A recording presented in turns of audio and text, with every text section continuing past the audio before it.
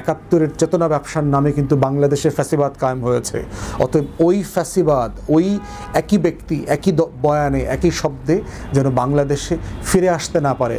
তাহলে 24 ব্যর্থ হবে, গণ অভ্যুত্থান ব্যর্থ হবে, 1400 শহীদের রক্ত যেমন ব্যর্থ হবে, বাংলাদেশও নতুন করে দিল্লির ফাঁদে পড়বে। সম্প্রতি দক্ষিণপন্থীদের উত্থান অথবা ইসলামপন্থী অথবা ধর্মীয় রাজনীতি যারা করেন তাদের উত্থান হচ্ছে এমন একটা পারসিস্টেন্ট, অর্কেস্ট্রেটেড, পরিকল্পিত ক্যাম্পেইন এবং প্রপাগান্ডা চলছে। তো এবং সেখানে দেখলাম যে এটা কারা করছে। আমরা যারা বিভিন্ন বিদেশি রাষ্ট্র যারা অংশীজন আছেন, রাষ্ট্রদূত আছেন অথবা অ্যাম্বাসিগুলো আছে, এখানে বিভিন্ন ফর্মে যে আমরা মিটিংগুলোতে যাই, আমরা দেখলাম যে তাদের ভিতরে যথেষ্ট রকমের একটা কনসার্ন, তারা উদ্বিগ্ন। এবং এটা নিয়ে বাংলাদেশে যে সকল কূটনৈতিক পাড়ায় বিভিন্ন দেশের কূটনীতিকরা নিয়মিত বসছেন, কথা বলছেন এবং কি করা যায়, কিভাবে এটা ঠেকানো যায়, এগুলো নিয়ে তারা কাজ করছেন। এটার সাথে বেশ কিছু রাজনৈতিক দলের নেতারাও একই ফর্মে কথা বলছেন। কথা বলা শুরু করেছে দেখলাম যে ঠিক পুরাতন আমলের দিল্লি ঘেঁষা কলকাতার বয়ান, আওয়ামী বয়ানে যারা গত দশকের পর দশক ধরে সোকল্ড সেকুলার লিবারাল লেফট যারা এদেরকে দাবি করেন, এমন এবং ইসলামোফোব, এই পুরো অংশটাই হচ্ছে একটা ইসলাম বিদ্বেষী, মুসলিম বিদ্বেষী একটা ইসলামোফোব কমিউনিটি যারা বাংলাদেশে নিজেদেরকে সেকুলার, লিবারাল এবং বাম দাবি করেন। এরা না সেকুলার, এরা না লিবারাল ও উদার, এরা না বামপন্থী, বাম রাজনীতির বও বুঝে না এরা ম্যাক্সিমাম, কিন্তু প্রচণ্ড রকমের ইসলাম বিদ্বেষী একটা ফোর্স। এবং কলকাতা এবং দিল্লির গোলামি তাদের মনস্তত্ত্বে পরতে পরতে রয়ে গেছে। তারাও বিভিন্ন ফর্মে, সভায়, সেমিনারে, স্টেটমেন্টে, স্ট্যাটাসে বলার চেষ্টা করছেন এবং বিভিন্ন ভয়ঙ্কর ভয়ঙ্কর স্টেটমেন্ট যে বর্তমান অন্তর্বর্তীকালীন সরকার নাকি আপনার দক্ষিণপন্থীদের মিলন মেলায় পরিণত হয়েছে। তাদের দিকে তাকালে নাকি শুধু হুজুরময়, ইসলামপন্থীময়, জামাত, শিবির, হেফাজত, চরমোনাই, ইসলামী আন্দোলন, ঐক্যজোট, খেলাফতে মজলিস, এই রকম একটা বাংলাদেশ তারা দেখতে পায়। শুধুমাত্র দাড়ি, টুপি, জুব্বা, পাগড়ি পরা লোক নাকি ভরে গেছে এই সরকারের আমলে, তারা নাকি প্রচণ্ড ক্ষমতাশীল হয়ে উঠতেছে। এখন এটা তারা কিসের ভিত্তিতে বলছে?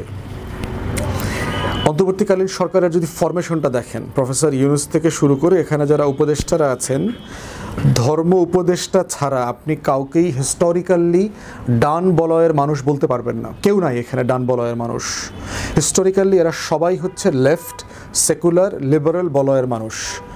বাংলাদেশের ইতিহাসে এই লেভেলের সেকুলার, লেফট, লিবারালদের কোনো ক্যাবিনেট কোনোদিন গঠিত হয় নাই, কোনোদিন হয় নাই। এত পরিমাণ যারা সমালোচনা করছেন যে এই সরকারটা দক্ষিণপন্থী হয়ে গেছে, তাদের যারা অভিযোগকারী, তাদের ঘরানার এত লোক নিয়ে একটা ক্যাবিনেট পরিচালিত হচ্ছে, নেতৃত্ব দিচ্ছে, এটা আমাদের ইতিহাসে আমরা কখনো দেখি নাই। তাহলে অভিযোগটা কেন করছেন? কি বলবার চেষ্টা করছেন? কি ঘটনার প্রেক্ষিতে বলবার চেষ্টা করছেন? প্রথম কথা হচ্ছে, কারণ বাংলাদেশে গত 10-11 মাসে, গত 16-17 বছর ধরে যারা গুম, খুন, আয়নাঘর, গণহত্যা, মানবতা বিরোধী অপরাধ, মানবাধিকার লঙ্ঘন, গণতন্ত্রহীনতা, এই সব কিছুর মোকাবেলা করেছেন, তার ভিতরে ফোরফ্রন্টে ছিল হচ্ছে জাতীয়তাবাদী এবং ইসলামপন্থীরা, ইসলামী মনা মানুষগুলো, দলগুলো, সংগঠনগুলো, ব্যক্তিগুলো। তারা আজকে গণতন্ত্রের স্বাদ পাচ্ছে। গত 10-11 মাস ধরে তারা ওপেনলি কার্যক্রম পরিচালনা করছে, মিছিল মিটিং করতেছে। সোহরাওয়ার্দী উদ্যানে হেফাজত একটা অথবা 2টা মহাসমাবেশ করেছে, ইসলামী আন্দোলন বাংলাদেশ, চরমোনাই একটা করেছে, জামাত ইসলামী একটা করেছে। এবং এই ঘটনাগুলোকে দিয়ে বলবার চেষ্টা করা হচ্ছে যে ব্যাপকভাবে নাকি ইসলামপন্থীদের উত্থান হচ্ছে। ঐকমত্য কমিশনে আমরা দেখলাম যে ইসলামপন্থী দলগুলো নিয়মিত অংশগ্রহণ করেছে এবং তাদের যেখান থেকে রাজনৈতিক অবদান রাখার সুযোগ আছে তারা সেটা তাদের জায়গা থেকে করেছেন, একমত দ্বিমত সাপেক্ষে। যমুনাতে প্রফেসর ইউনূসের সাথে তারা মিট করছেন, হেফাজতের নেতৃবৃন্দ মিট করছেন। ইভেন গত 5 তারিখে যে ঘোষণাপত্র পাঠ করা হলো সংসদ ভবনের দক্ষিণ প্লাজাতে, সেখানেও অন্তর্বর্তীকালীন সরকারের প্রধান উপদেষ্টা ডক্টর ইউনূসের ডানে বামে ইসলামপন্থী নেতা ছিলেন। সেখানে চরমোনাইয়ের পীর সাহেব ছিলেন ইসলামী আন্দোলন বাংলাদেশের প্রতিনিধি হিসাবে, জামাতের সেক্রেটারি জেনারেল ছিলেন জামাতের প্রতিনিধি হিসাবে, হেফাজতের মহাসচিব ছিলেন হেফাজতের প্রতিনিধি হিসাবে। এর বাইরে বাম সংগঠনও কিন্তু সেখানে অনেকে ছিল, বিএনপি ছিল। তো সেই বাস্তবতাতে এইগুলো দেখে বলবার চেষ্টা করা হচ্ছে যে বাংলাদেশে ইসলামপন্থী এবং দক্ষিণপন্থীদের উত্থান হচ্ছে, এবং এটা বলে যেটা করবার চেষ্টা করা হচ্ছে, ওয়ার অন টেররের সময় আমরা যেটা দেখেছি যে সন্ত্রাসের বিরুদ্ধে অনন্তকালীন যুদ্ধের নামে ইসলামের বিরুদ্ধে, মুসলিম দেশগুলোর বিরুদ্ধে একের পর এক যে ধ্বংসলীলা তারা চালিয়েছে, বাংলাদেশে আওয়ামী লীগের নেতৃত্বে, ভারতের নেতৃত্বে, প্রপাগান্ডা এবং প্রেসক্রিপশনে যেভাবে ডান বলয়ের লোকদের উপরে জুলুম নির্যাতনের সীমা ছাড়িয়ে গেছে, সেগুলোর বৈধতা, সম্মতি তৈরি করবার একটা গ্রাউন্ড তারা তৈরি করছে, যেটা এই কলিমুল্লারা তৈরি করছে, বারাকাত গংরা তৈরি করছে, এবং এরকম আরও কিছু কালচারাল ফ্যাসিস্ট যেগুলো আছে আপনার আওয়ামী লীগের বিভিন্ন সংগঠন, ছায়ানট টাইপের, উদিচি টাইপের সংগঠনগুলো, যারা দিনরাত দিল্লি এবং কলকাতার প্রেসক্রিপশনে কাজ করে, এই মানুষগুলো, এই বুদ্ধিজীবীরা, এই গণমাধ্যম, বাংলা, ইংরেজি অনেক গণমাধ্যম সুশীলরা মিলে কন্টিনিউয়াসলি এই কাজগুলো করবার চেষ্টা করেছে। সেই বয়ানটাকে আবার নতুন করে হাজির করবার চেষ্টা করা হচ্ছে। এখন যেহেতু আওয়ামী লীগ নাই, এই টোটাল ইসলাম বিদ্বেষী সকল সেকুলার লিবারাল লেফট, দিল্লির যে গোলাম যে যারা আছে, এই পুরো বলয়টা বিএনপির ঘাড়ে কাঁধে সওয়ার হয়েছে। এবং এইটা শুধু দেশের জন্য, অন্যান্যদের জন্য ভয়ঙ্কর না, এটা বিএনপির রাজনীতির জন্য ভয়ঙ্কর।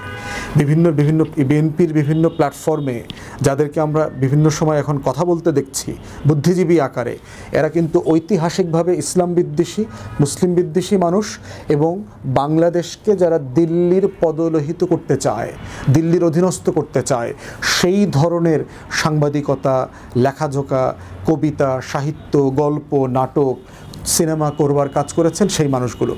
অতএব আজকে যখন এগুলো আপনারা শুনছেন, পড়ছেন, দেখছেন, আপনাদের উপরে এটা দায়িত্ব হয়ে গেছে যে এই বয়ানটা সম্পর্কে সচেতন থাকা। যারা যারা যেই দল যেভাবেই হোক না কেন এই কাজগুলো করবে এবং করবার চেষ্টা করবে, তাদেরকে আগামী দিনেও বাংলাদেশের জাতীয় শত্রুর তালিকায় গণ্য করতে হবে। অতএব সেই জায়গাতে যে সকল ব্যক্তি, যে সকল দল, সংগঠন, রাজনৈতিক দল, এন্টিটি এই কাজটা করছে, সেটা আমাদের সবাইকে দুশ্চিন্তার মধ্যে ফেলে দিচ্ছে। পার্টিকুলারলি বিএনপির প্ল্যাটফর্ম থেকে যখন এই কথাগুলো আসে, যেটা শহীদ প্রেসিডেন্টের রাজনীতির সাথে, খালেদা জিয়া অথবা জিয়া পরিবারের রাজনীতির সাথে ন্যূনতম যায় না, বিএনপির আদর্শ যেগুলো তারা মুখে বলে সেগুলোর সাথে তারা যায় না। অতএব বিএনপিকেও সতর্ক থাকতে হবে যে এই বাম পতিত দিল্লির গোলামরা কিন্তু আওয়ামী লীগের উপরে 60-এর দশকে সওয়ার হয়েছিল, সওয়ার হয়ে আওয়ামী লীগের রাজনীতিটাকে শেষ করে দিয়েছে। অতএব বিএনপির উপরে যদি এটা সওয়ার হয়, যেটা লক্ষণ আমরা দেখতে পাচ্ছি, এটা আশঙ্কিত হবার মতো ব্যাপার। অতএব জাতিকে সতর্ক থাকার বিষয় যেমন আছে, আমরা রাজনৈতিক দল এবং কর্মী যারা আছি আমাদেরকেও সতর্ক থাকার ব্যাপার আছে। কারণ দক্ষিণপন্থীদের উত্থানের যে আশঙ্কা, এটা গণতান্ত্রিক মূল্যবোধের পরিপন্থী। দেশের মানুষ যাকে ভোট দিবে সে নির্বাচিত হবে। যদি বামপন্থীদেরকে ভোট দেয় বামপন্থী হবে, যদি ডানপন্থীদের ভোট দেয় ডানপন্থী হবে। বাংলাদেশে 70-এর নির্বাচনে আওয়ামী লীগ জিতেছে, সারা বাংলাদেশ বলেছে তাকে ভোট দেওয়ার জন্য, ক্ষমতা ফেরায় দেওয়ার জন্য। যারা ক্ষমতা ফেরত দেয় নাই তাদের পরিণতি কী হয়েছে? অতএব গণতান্ত্রিক মূল্যবোধ হচ্ছে আপনার ভালো লাগুক বা না লাগুক, পছন্দ হোক বা না হোক, দিন শেষে আপনাকে জনগণের মতামতের ভিত্তিতে যে সিদ্ধান্ত নেবার সুযোগ তৈরি হবে, সেখানেই আমাদেরকে ফিরে যেতে হবে। অতএব আমরা সিরিয়াসলি জাতিকে, রাজনৈতিক দল এবং সত্তা ব্যক্তিদেরকে সতর্ক করছি, দয়া করে গণ অভ্যুত্থানের পক্ষের শক্তিরা যেন এই ফাঁদে পা না দেয়। এবং এই ফাঁদের আরেকটা অংশ হচ্ছে নিজেরা গণ অভ্যুত্থানের পক্ষের শক্তি একজন আরেকজনকে হেয় করে, অপদস্থ করে, অসম্মান করে কথা বলা। বিএনপি, জামাত, চরমনাই এবং এনসিপি পার্টিকুলারলি, যেটা নিয়ে আমি বারবার কথা বলেছি, আমরা আমাদের গণ অভ্যুত্থানের নতুন রাজনৈতিক বন্দোবস্ত নিয়ে কথা বলবো। একজনের রাজনীতির বিপক্ষে, আমার রাজনীতি দিয়ে আমি কথা বলবো, কিন্তু হেয় করা, অসম্মান করা এবং আওয়ামী বয়ানের ফাঁদে পড়ে শত্রু তৈরি করবার যে রাজনীতিটা যেন আমরা না করি। 71-এর চেতনা ব্যবসার নামে কিন্তু বাংলাদেশে ফ্যাসিবাদ কায়েম হয়েছে। অতএব ওই ফ্যাসিবাদ, ওই একই ব্যক্তি, একই বয়ানে, একই শব্দে যেন বাংলাদেশে ফিরে আসতে না পারে। তাহলে 24 ব্যর্থ হবে, গণ অভ্যুত্থান ব্যর্থ হবে, 1400 শহীদের রক্ত যেমন ব্যর্থ হবে, বাংলাদেশও নতুন করে দিল্লির ফাঁদে পড়বে। সেইটা কোনোভাবে কাম্য হতে পারে না।